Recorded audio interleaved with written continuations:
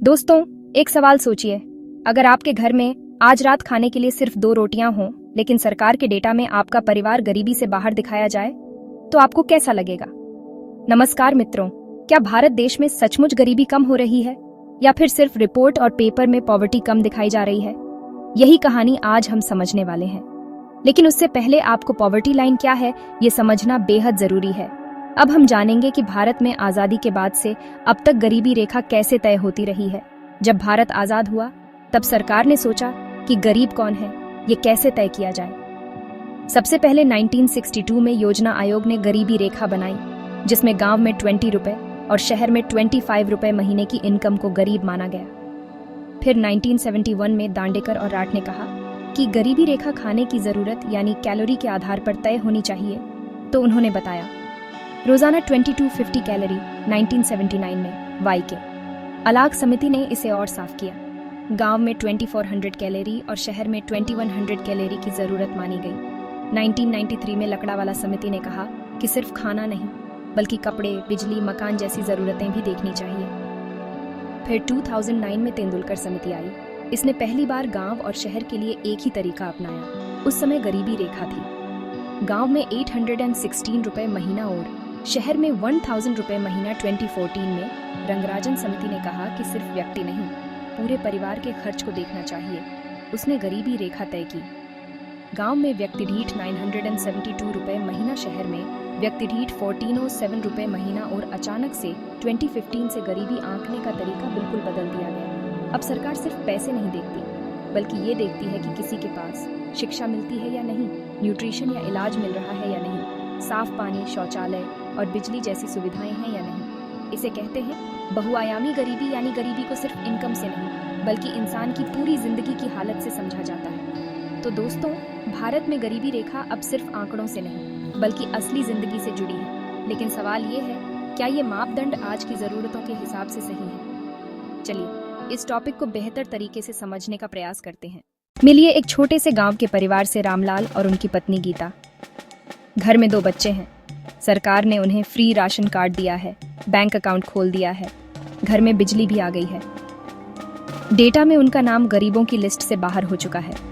लेकिन असलियत यह है कि उनका बेटा रोज स्कूल तो जाता है, लेकिन क्लास 3 का बच्चा क्लास 1 की किताबें पढ़ने में भी स्ट्रगल करता है। बेटी का हेल्थ रिपोर्ट बताता है कि वह अंडरवेट है, यानी न्यूट्रिशन सही नहीं मिल रहा है। और नहीं, वो इतना इनकम जनरेट कर सकते हैं कि वो ये सब अपने पैसे से कर पाए। अब सवाल उठता है, क्या सिर्फ बिजली का मीटर और बैंक अकाउंट पॉवर्टी को खत्म कर देता है? और जब बेसिक नीड्स पूरी हो, उसके लिए भी पैसे कम पड़ रहे हैं, तो वो बैंक अकाउंट में रखेंगे क्या? आप ही कमेंट करके बताइए, यह परिवार गरीब है या नहीं।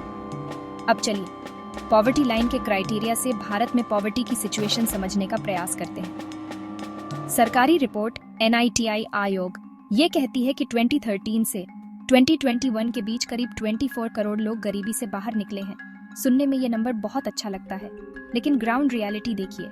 National family health survey NFHS 5 बताता है कि अब भी करीब 35% बच्चे स्टंटेड हैं, 32% अंडरवेट हैं, यानी बॉडी का ग्रोथ रुक गया है। खाना तो मिल रहा है, पर पोषण नहीं मिल रहा है। एजुकेशन में भी यही हाल है।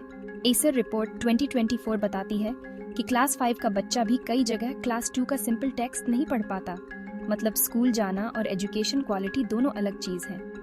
तो क्या डेटा पॉवर्टी कम दिखा रहा है, लेकिन असली लाइफ में प्रॉब्लम वही की वही है? ये नंबर्स बहुत ज्यादा और गंभीर रूप दिखाता है, लेकिन जो पब्लिकली नंबर्स अवेलेबल है वो है कि भारत में 2022 to 23 के रिकॉर्ड्स के हिसाब से पॉवर्टी रेट 11.28% है। Government schemes. अब देखते हैं कि सरकार ने क्या योजनाएं बनाई गरीबी हटाने के लिए। आयुष्मान भारत PM जान Arogya Yojana PMJ provides free health insurance coverage of 5 lakh rupees per family per year for poor households. Government hospitals देश की जनता को मुफ्त या बहुत कम दाम में हेल्थ केयर फैसिलिटीज प्रोवाइड करती है।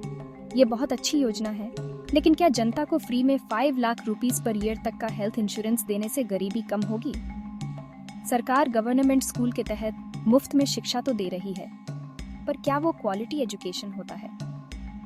स्किल इंडिया मिशन, प्रधानमंत्री कौशल विकास योजना PMKVY offers skill training for youth to improve employability. जहां पर स्टूडेंट्स को ट्रेनिंग तो दी जाती है, लेकिन पुरानी टेक्नोलॉजी और पुराने मशीनों पर, जिसकी वजह से जितना इम्पैक्ट एंड रिजल्ट आना चाहिए वो नहीं आ रहा। National food security act (NFSA) 2013 covers nearly 2/3 of India's population with subsidized rice, wheat and coarse grains.